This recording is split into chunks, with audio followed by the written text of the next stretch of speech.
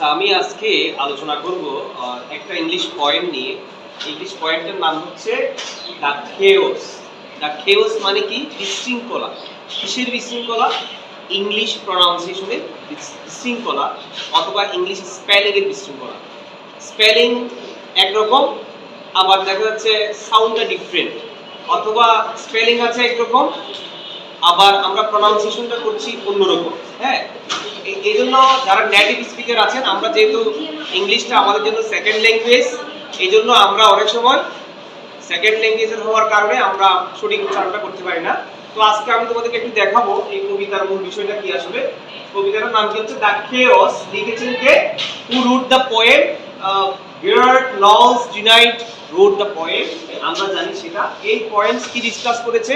এই পোয়েমে ডিসকাস করা হয়েছে সাম ডিফিকাল্ট ইংলিশ প্রনাউন্সিয়েশন নিয়ে, and spelling, some difficult spelling and sounds নিয়ে আলোচনা করা হয়েছে।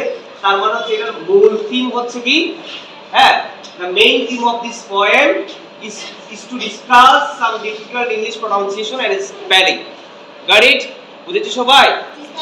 আচ্ছা, তাহলে আমি কতগুলো আজকে তোমরা যে যারা নেটিভ স্পিকার আছেন, তার মানে হচ্ছে ইংলিশ কান্ট্রিতে যারা, যেমন আমেরিকানরা, ইউরোপিয়ানরা, যেখানে তাদের ল্যাঙ্গুয়েজটা হচ্ছে ফার্স্ট ল্যাঙ্গুয়েজ ইংলিশটা, তার মানে যাদের মাতৃভাষা হচ্ছে ইংরেজিতে, তারা কিন্তু কিছু শব্দ বলে যেগুলো আমরা অনেক সময় বুঝি না। যেমন আমি তোমাদের জন্য এখানে পাঁচটা ছোট ছোট বাক্য নিয়ে আসছি, যে বাক্যগুলো আমরা একরকম উচ্চারণ করি, পুরো আরেক রকম উচ্চারণ করি। তো আমি আজকে দেখাবো তোমার প্রথম বাক্যটা হচ্ছে আই উইল আস্ক হার। আমি তাকে জিজ্ঞেস করব। আচ্ছা, ইংলিশ যারা নেটিভ স্পিকার, এরা কি এরকম বলে আমাদের মতো বলে আই উইল আস্ক হার এরকম বলে না? এরা কিন্তু একটু স্পিডি বলে। স্পিডি বলার কারণে সব উচ্চারণটা হয়ে যায় এরকম আলাস্কা, আলাস্কা। মানে এরা কারা বলে না? নেটিভ স্পিকাররা বলে। যে তাহলে আমরা বলি যে আইল আস্ক হার, আর এরা বলছে আলাস্কা। এরা কি বলে? তাহলে আলাস্কার বললে আমরা বুঝি না আসলে, কারণ আমরা তো ইংলিশটা খুব স্লোলি বলি। হ্যাঁ, এটা আমাদের নেটিভ না, নেটিভ ল্যাঙ্গুয়েজ না, এই জন্য আমরা অনেক সময় উচ্চারণটা একদম কি স্লোলি বলি। এরা কিন্তু স্লোলি বলে না, এরা খুব দ্রুত বলে, যার কারণে উচ্চারণটা কি হয়ে যায় আলাস্কা এরকম। আমি তাকে জিজ্ঞেস করবো। আচ্ছা, আমরা আরেকটু যাই। এরা আরেকটা সেন্টেন্স দেখা যাচ্ছে, সেটা হচ্ছে did you ever. Did you ever. তো আমরা বলি যে ডিড ইউ এভার, কিন্তু ওরা কি এরকম বলে? ওরা বলে যে জেবা। কি বলে? জেবা। ওরা বলে যে কি? জেবা। ডিড ইউ এভার, ওরা বলে জেবা, এরকম বলে জেবা। আচ্ছা, আরেকটা সেন্টেন্স নিয়ে আসছি, ইজি। ওরা বলে ইজি, কিন্তু ওরা কি বলে? নেটিভরা কি বলে? এরা বলে যে ইজি। এরা কি বলে?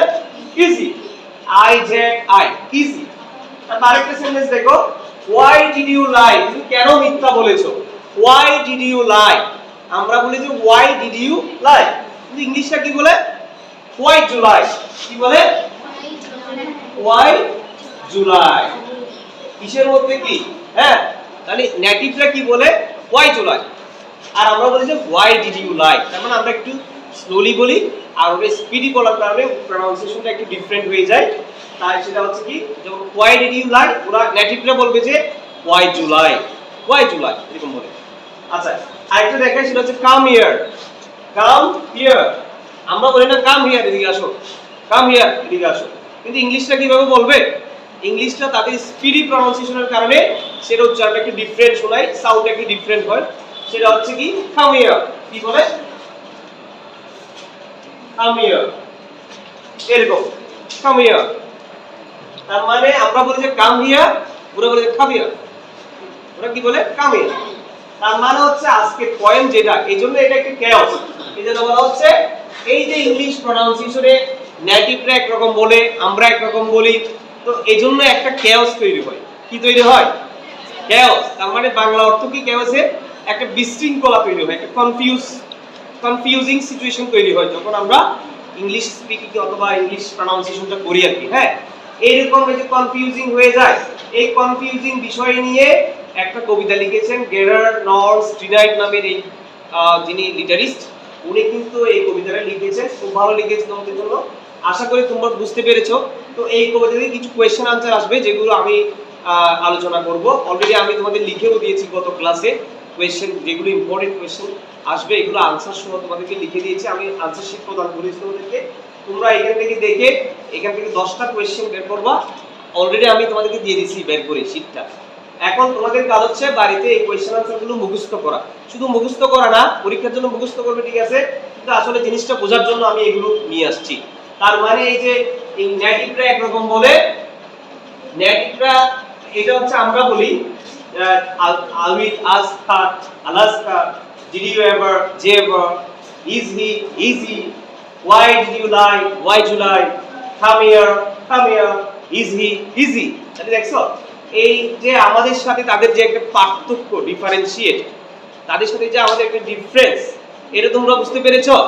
তারা তাদের যেহেতু ল্যাঙ্গুয়েজটা তাদের জন্য একদম সিম্পল ল্যাঙ্গুয়েজ, কিন্তু আমরা তো শিখতেছি আমাদের যেটা সেকেন্ড ল্যাঙ্গুয়েজ, এই জন্য আমাদের উচ্চারণে একটু কি আছে, ভিন্নতা আছে। তাহলে আজকে তোমরা আশা করি বুঝতে পেরেছো সবাই, এই কবিতার মূল বক্তব্য বুঝতে পেরেছো তো? ক্যাওস মানে কি, কিসের ক্যাওস? ইংলিশ প্রনাউন্সিয়েশনের, ইংলিশ স্পেলিং এর, ইংলিশ সাউন্ডের বিশৃঙ্খলা। বুঝতে পেরেছো? তাহলে এই কবিতা থেকে তোমরা 10টা কোয়েশ্চেন শিখে আসবে আগামী ক্লাসে। কেমন? সবাইকে ধন্যবাদ।